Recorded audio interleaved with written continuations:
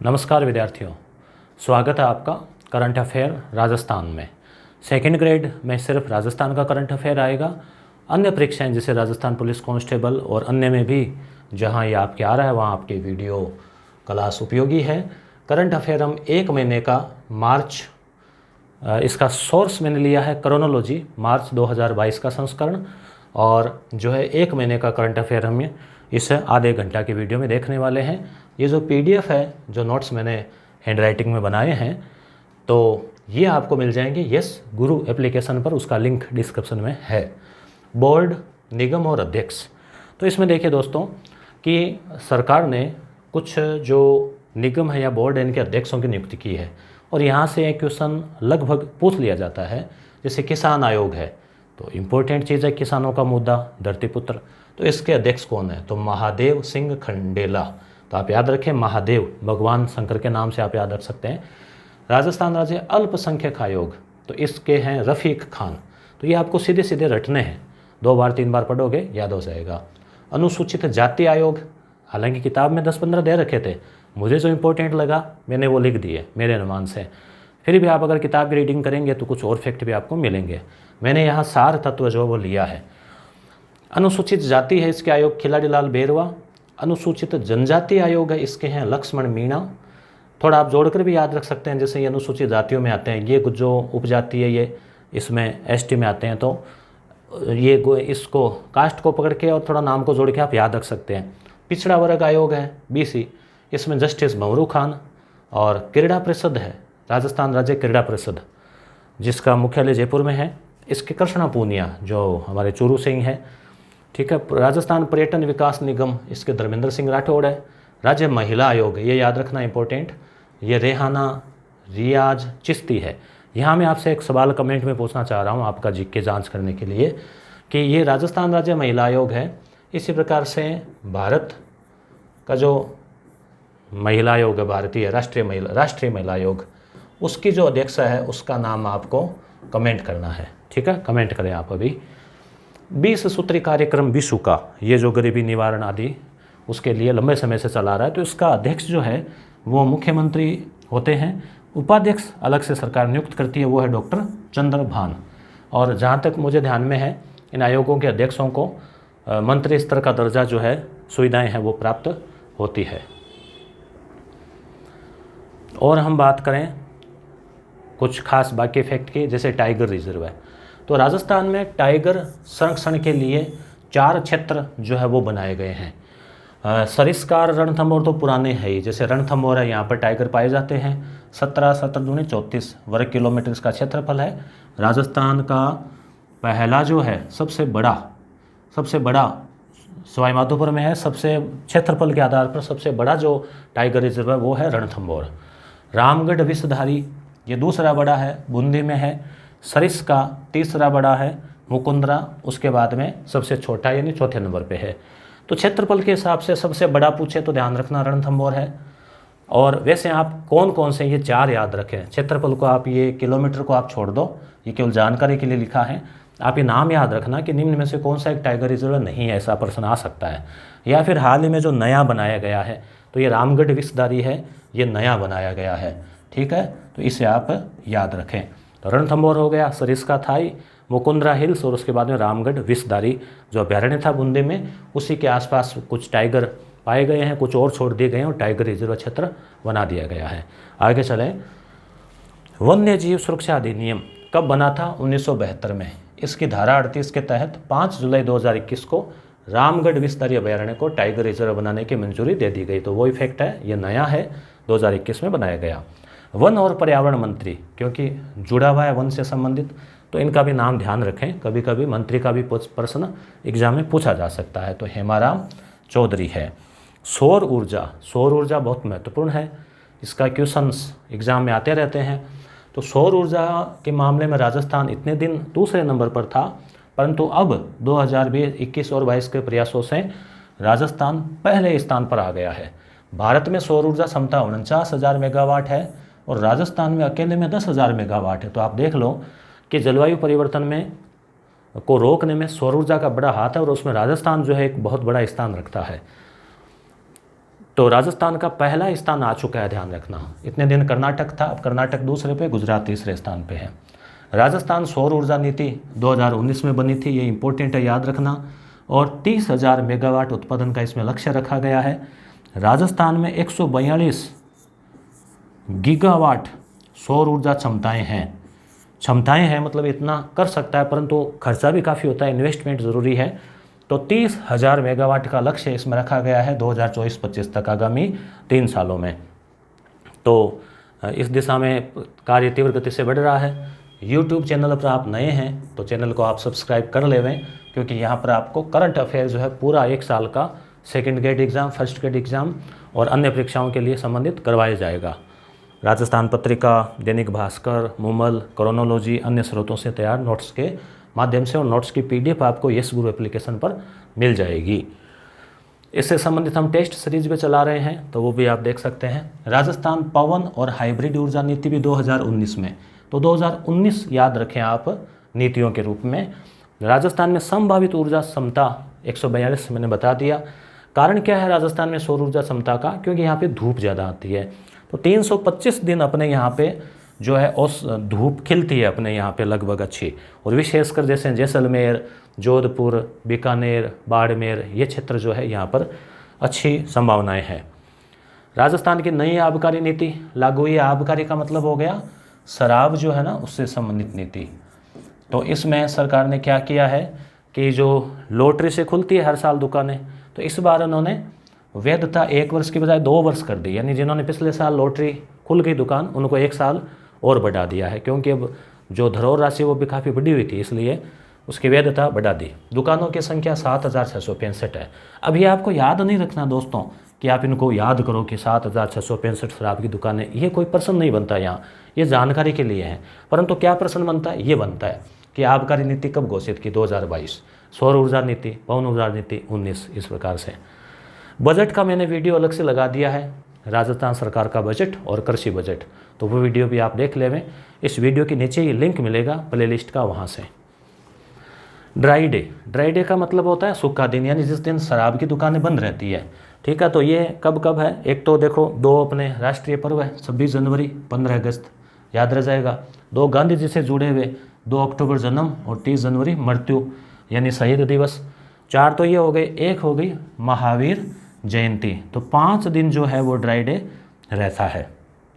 नंद घर योजना, इसकी घोषणा तो पिछले बजट में हो गई थी, तो इसमें चल रहा है कि आंगनबाड़ी जो केंद्र है, केंद्रों को विकसित किया जा रहा है। आंगनबाड़ी केंद्रों को नंद घर के रूप में विकसित किया जा रहा है।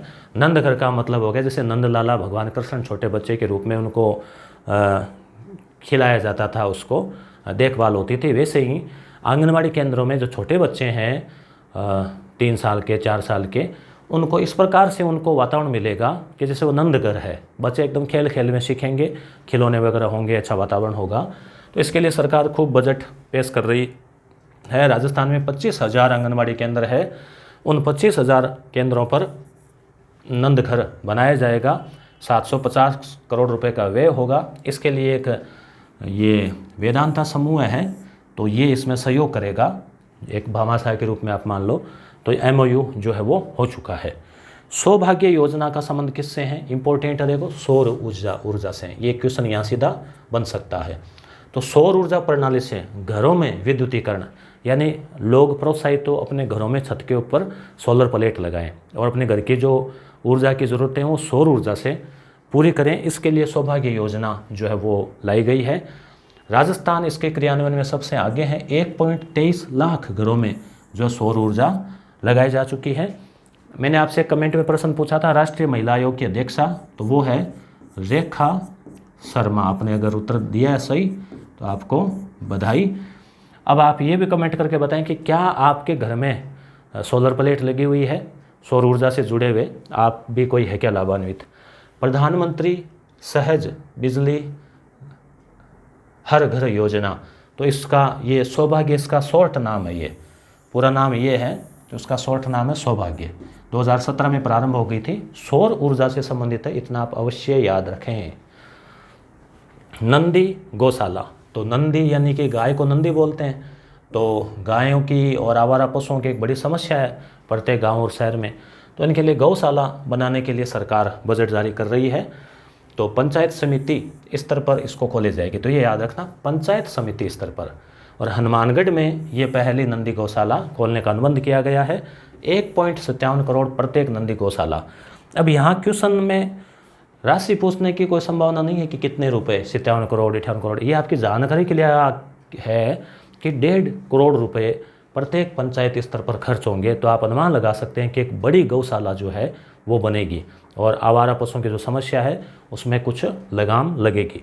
अटल भूजल परियोजना केंद्र सरकार की है। अटल बिहारी वाजपेयी प्रधानमंत्री जी के नाम से भूजल यानी ज़मीन का जो जल है, जल स्तर वो नीचे जाता जा रहा है, आपको पता है। तो उसका पुनर्भरण हो, उसके लिए कैसे हो, वर्षा जल संग्रहण, वाटर हार्वेस्टिंग और ज़मीन में उसको लगाना। तो राजस्थान के 17 जिलों में कार्यान्वित है, भूजल संरक्षण के लिए है। इसमें वर्षा जल संरक्षण, उसका बचाव, भूजल, जल प्रबंधन आदि इसमें शामिल है। ये अलग से एक फैक्ट लिखा है मैंने। राष्ट्रीय मतदाता दिवस कब मनाया जाता है? 25 जनवरी, यानी 26 जनवरी गणतंत्र दिवस से एक दिन पहले मतदाता दिवस, वोटर डे, और उनको जागरूकता जो है वो वोटर्स में पैदा की जाती है कि वे आप अपने मताधिकार का प्रयोग करें। संस्थागत सुदृढ़ीकरण, क्षमता संवर्धन, ये किसमें? अटल भूजल वाले में। सामुदायिक सहभागिता, टिकाऊ भूजल प्रबंधन, कर्मचारियों को प्रशिक्षण, ये भी दिया जाएगा, ट्रेनिंग जो जल विभाग के और है उनको कि किस तरह से बताना है। नवीन ऊर्जा नीति, देखो सौर ऊर्जा नीति 2019, केवल ऊर्जा नीति अलग से एनर्जी के लिए सभी इसमें आ जाएगी। तो इसके लिए सरकार प्रयास कर रही है। तो भास्कर सावंत IAS है, उनके अध्यक्षता में कमेटी का गठन हुआ है और ये कमेटी सिफारिशें जारी करेगी। उसके बाद में नई ऊर्जा नीति जो है वो हो सकता है आपको 2023 में या 22 में ही आपको देखने को मिले। इसका उद्देश्य बहुत बड़ा है। आगामी 30 वर्ष जो है उसकी एक प्लानिंग आएगी, यानी एक बहुत बड़ी दूरगामी नीति लाने का प्रयास किया जाएगा कि आगामी 30 सालों में जो चुनौतियां हैं उनसे किस तरह से निपटा जाए। वेटलैंड, वेटलैंड का मतलब होता है नम भूमि। नम का मतलब जहाँ पर नमी हो, तो नम भूमि क्षेत्र जो है वो स्थापित किया जाएगा उसमें, ठीक है। और वेटलैंड, और उसके अलावा जस्ट अ मिनट, हाँ, और वेटलैंड का मतलब नम भूमि हो गए, यानी जहाँ पर जो है वो कोई नदी या कोई ऐसा इलाका जहाँ पे नमी ज़्यादा हो। तो राजस्थान में 2 जो है स्थान, ये आप याद रखें, एक तो सांबर झील और एक केवलादेव वन्य जीव अभयारण्य। इनको रामसर कन्वेंशन, रामसर समझौता जो है उसके तहत शामिल किया गया है। तो रामसर नम भूमि क्षेत्र ये आप याद रखें। उसके अलावा कुछ क्षेत्र और है, हालांकि जो इसमें शामिल नहीं है, परंतु वेटलैंड है। तो उसमें जैसे चंदलाई है, ठीक है, जयपुर, नक्की झील है, ठीक है, फतेह सागर, पिछोला, कायलाना जोधपुर वाली, ठीक है, मीठे पानी की झील है। तो ये सब ऐसे क्षेत्र है जो कुछ वेटलैंड में आते हैं। विजय वर्मा को कोमल कोठारी पुरस्कार, हेडलाइन मैंने ऐसे बनाई है आपको कि आप सीधे हेडलाइन का भी रिवीजन कर लेना एग्जाम से पहले, तो आप आराम से जो है एग्ज़ाम में क्वेश्चन अटैम्प्ट कर सकते हैं। PDF आपको मिल जाएगी, प्रिंट करवा लेना, चाहे तो नोट कर लेना, मेरा सुझाव है नोट कर लेना। डाउनलोड के लिए मिल जाएगी आपको यस गुरु ऐप के ऊपर।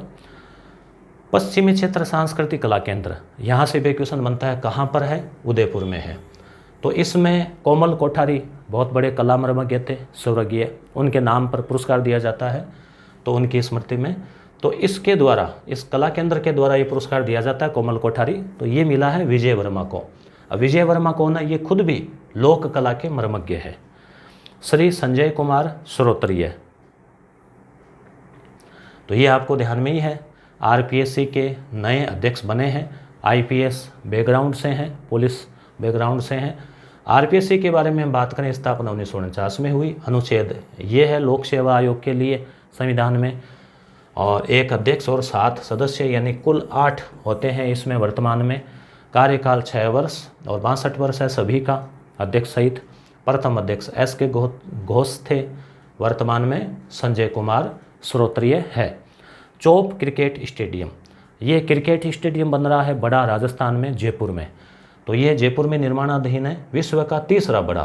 तो ये बड़ी खुशखबरी है कि राजस्थान में जयपुर में इतना बड़ा स्टेडियम होगा, पूरी धरती पर जो 3 नंबर पे सबसे बड़ा।